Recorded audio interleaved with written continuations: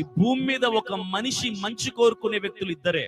और ये इस पृथ्वी के ऊपर एक अच्छा चाहत रखने वाले व्यक्ति दो ही लोग हैं। ఒకటి నిన్ను పుట్టించిన దేవుడు, एक तो आपको जन्म दिया वाला परमेश्वर, ఒకటి నిన్ను కన్న తల్లిదండ్రులు. और एक तो आपको जन्म दिया हुआ माता पिता।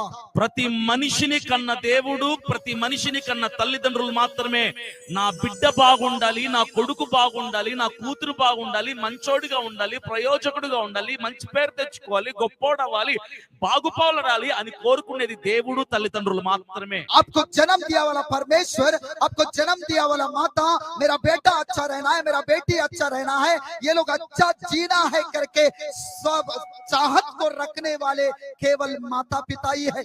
దేవుని దగ్గర ఉంటే పాడైపోవటం కుదరదు. परमेश्वर के पास रहने से बर्बाद होना नहीं जमेगा।